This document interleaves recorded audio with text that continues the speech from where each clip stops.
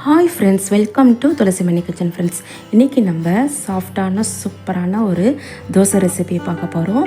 அந்த தோசை செய்கிறதுக்கு நான் 3/4 கப் அளவுக்கு கெட்டி அவல் எடுத்திருக்கேன். அது நல்லா வாஷ் பண்ணி எடுத்துக்கலாம். இப்போ நல்லா வாஷ் பண்ணிவிட்டு அது கூடவே 3/4 கப் அதே ரேஷியோவில் 3/4 கப் அளவுக்கு ரவை சேர்த்து 1/4 கப் அளவுக்கு தயிர் சேர்த்து இப்போ தேவையான தண்ணி சேர்த்துக்கிறேன். தயிர் சேர்க்கறதுனால நல்லா சாஃப்டாக சூப்பராக வரும் தோசை. இப்போ நல்லா கலந்து எடுத்துக்கலாம். நல்லா முழுகிற அளவுக்கு தண்ணி சேர்த்துட்டு ஒரு 1/4 மணி நேரம் நல்லா ஊற வச்சுக்கலாம். இப்போ பாருங்கள், நான் 1/4 மணி நேரம் கழித்து ஓப்பன் பண்ணுறேன். இப்போ நல்லா தண்ணிலாம் அப்சர்வ் ஆகி நல்லா ஊறி வந்திருக்கு. இந்த அளவுக்கு ஊற வச்சுக்கலாம். இப்போ நம்ம மிக்ஸி ஜாரில் சேர்த்து மாவு பதத்துக்கு அரைச்சிக்கலாம். நல்லா சாஃப்டாக சூப்பராக அரைச்சி எடுத்துக்கணும். இப்போ சேர்த்துட்டு தேவையான தண்ணி, தேவையான அளவுக்கு உப்பு சேர்த்து நம்ம மாவு பதத்துக்கு அரைச்சிக்கலாம்.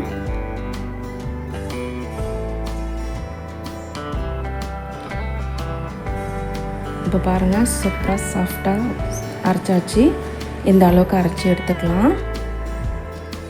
இப்போ நம்ம தோசை சுட ஆரம்பிச்சிடலாம். மாவு ஒரு பவுலில் சேர்த்துட்டு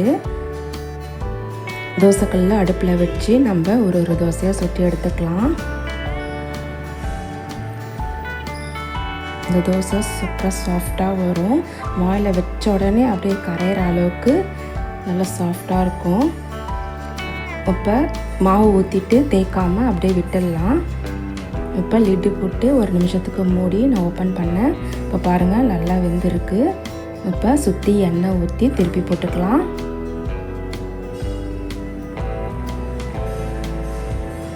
இந்த தோசை கொஞ்சம் மொத்தமாக இருந்தால் தான் நல்லாயிருக்கும்.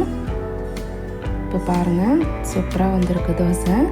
இது மாதிரி ஒரு தோசையை நான் ஊற்றி எடுத்துக்கிறேன். இந்த தோசைக்கு சைட் டிஷ் சூப்பராக நல்லா காரசாரமான ஒரு சட்னி ரெசிபி இருந்தால் சூப்பராக இருக்கும்.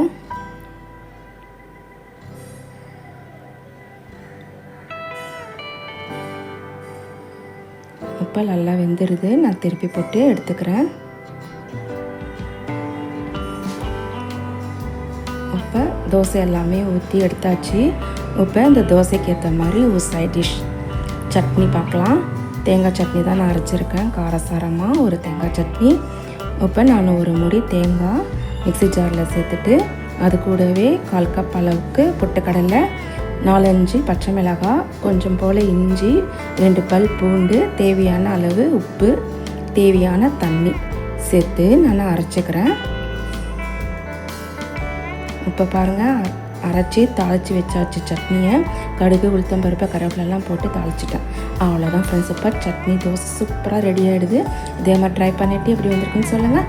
நம்ம வீடியோ பிடிச்சிருந்தா லைக் பண்ணிட்டு நம்ம துளசிமணி கிச்சனை சப்ஸ்கிரைப் பண்ணி வச்சுக்கோங்க. தேங்க்யூ.